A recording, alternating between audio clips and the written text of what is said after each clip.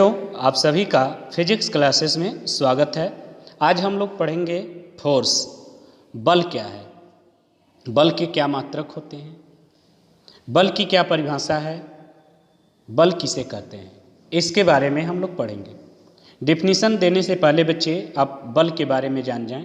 बल किसी भी वस्तु पर उसके द्रव्यमान, जिसे हम मास बोलते हैं, और वजन और आकार के हिसाब से अलग अलग होता है, क्योंकि बल के परिमाण और दिशा दोनों होते हैं। यह एक सदिश मात्रा है। इसके सदिश मात्रा होने से बल यह दर्शाता है कि यह एकल बिंदु पर भी केंद्रित है। यह एकल बिंदु पर भी केंद्रित है। विज्ञान कहता है कि बल एक खींचने और धकेलने की प्रक्रिया होती है, जो कि उसके वजन के हिसाब से उसके वेग बदलता है। बच्चे, ये तो फोर्स की बात हो गई। आपको स्क्रीन पर दिख रहा होगा फोर्स के बारे में। एक फोर्स लगाया जा रहा है और अगले स्क्रीन में आप सभी को दिख रहा होगा एक बच्चा एक बॉल पे आगे की तरफ फोर्स और एक पीछे से फोर्स लगाए जा रहे हैं। ये दोनों फोर्स आपको एरो के माध्यम से दिखाया गया है। आगे आते हैं बच्चे। अब देखिए बल किसे कहते हैं। हम लोग पढ़ेंगे बल की क्या परिभाषा है। यदि आपसे पूछा जाए बल किसे कहते हैं तो आप बल की डिफिनीशन को बताएंगे। बल वह कारक है जो किसी भी रुकी हुई अथवा थमी हुई वस्तु में परिवर्तन ला सकता है।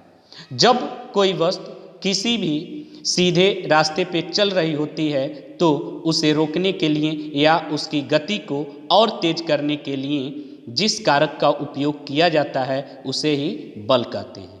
फोर्स इसकी इंग्लिश होती है, उसे हम क्या कहते हैं, बल कहते हैं। ये तो बच्चे बल की डिफिनीशन हो गई। इसके बाद हम दूसरे शब्दों में कहें कि बल की क्या परिभाषा है, तो आप दूसरे शब्दों में आप कह सकते हो बल वह बाह्य कारक है जो किसी वस्तु की प्रारंभिक अवस्था में परिवर्तन करता है या परिवर्तन करने की चेष्टा करता है। बल एक सदिश राशि है। इसका एसआई मात्रक न्यूटन है। अब यदि आपसे पूछा जाए बल का क्या मात्रक होता है तो आप बल का मात्रक बताएंगे न्यूटन होता है। आगे बात करते हैं बच्चे, बल का क्या मात्रक है।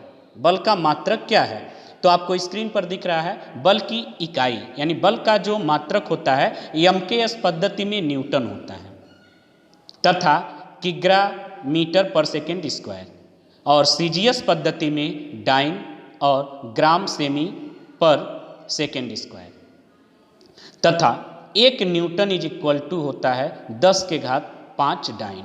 1 न्यूटन इज इक्वल टू 10 के घात 5 डाइन।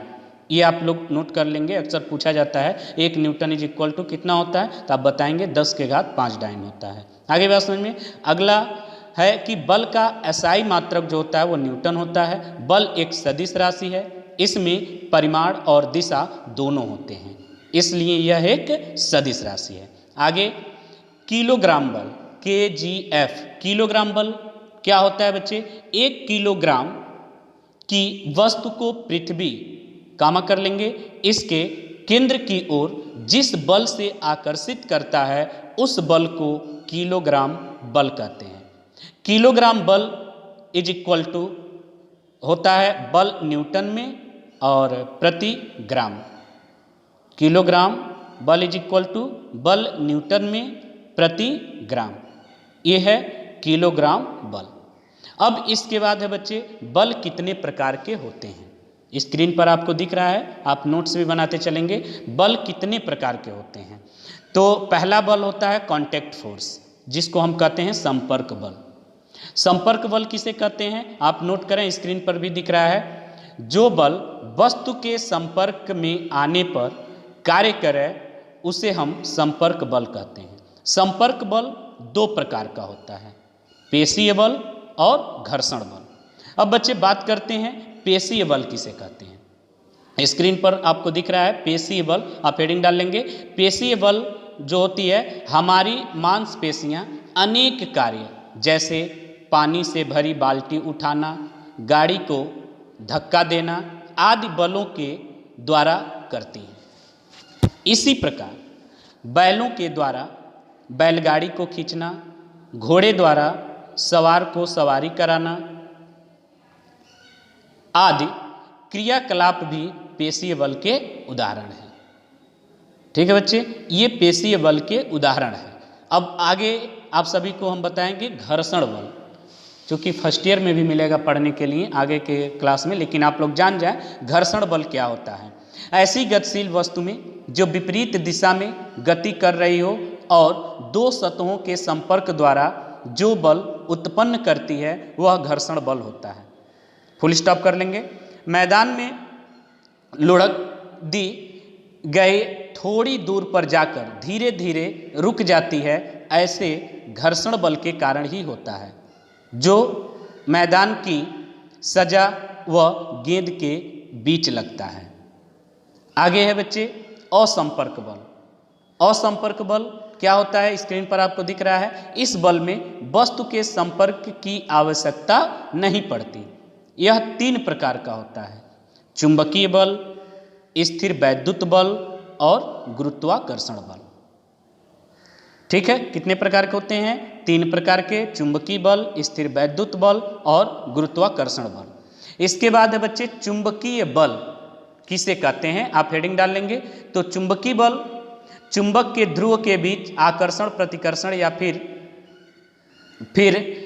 पदार्थों के बीच आकर्षण बल द्वारा होता है। चूंकि ये पदार्थों के बीच आकर्षण बल द्वारा होता है, उसे हम चुंबकीय बल कहते हैं।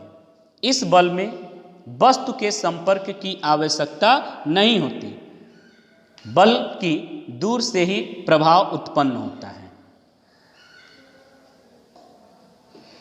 क्या मैंने बताया? चुंबक के ध्रुव के बीच आकर्षण प्रतिकर्षण या फिर चूंकि है पदार्थ के बीच आकर्षण बल द्वारा होता है, उसे चुंबकीय बल कहते हैं। इस बल में वस्तु के संपर्क की आवश्यकता नहीं होती, बल्कि दूर से ही प्रभाव उत्पन्न होता है। आगे है बच्चे स्थिर वैद्युत बल। हेडिंग डालेंगे स्थिर वैद्युत बल, स्क्रीन पर भी दिख रहा होगा आपको। इसके बाद इस बल का प्रमुख कारण वैद्युत आवेश है। एक आवेशित वस्तु द्वारा किसी अन्य आवेशित वस्तु या अनावेशित वस्तु बिना सीधे संपर्क के आकर्षित होती है। इस बल को स्थिर विद्युत बल कहते हैं। Full stop. सूखे बालों में कंघी रगड़कर यदि कागज के टुकड़े के नज़दीक लाई जाए तो कंघी कागज के टुकड़े को इस बल द्वारा आकर्षित करती है। आई बात समझ में? अगला है बच्चे गुरुत्वाकर्षण बल। स्क्रीन पर आपको दिख रहा है गुरुत्वाकर्षण बल। गुरुत्वाकर्षण बल विश्व में प्रत्येक पिंड या अन्य पिंड को जिस बल के द्वारा आकर्षित करता है उसे गुरुत्वाकर्षण बल कहते हैं। फुल स्टॉप कर लेंगे। पृथ्वी प्रत्येक वस्तु को अपने केंद्र की ओर गुरुत्व बल के द्वारा आकर्षित करती है, इसलिए प्रत्येक वस्तु पृथ्वी तल पर आकर के गिरती है। आगे है बच्चे साधारण बल। साधारण बल क्या है, इसको आप लोग देखें, जिसको संतुलित बल बैलेंस्ड फोर्स कहते हैं। अब इसके बारे में आप लोग जान जाएं, यह एक ऐसा बल है जिसमें दोनों तरफ समांतर बल ही लगाया जाता है, जिससे कि दोनों तरफ में कोई भी प्रस्ताव नहीं होता। जैसे कि रस्सी को दोनों तरफ से खींचना, तराजू, झूला, यह सब संतुलित बल पे ही काम करते हैं। आगे बात समझ में। अगला है बच्चे असंतुलित बल, अनबैलेंस्ड फोर्स।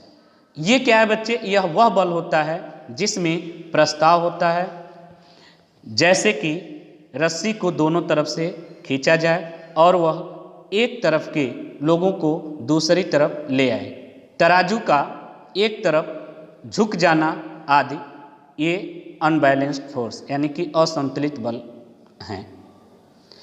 तो बच्चे आज के इस लेक्चर में बस इतना ही।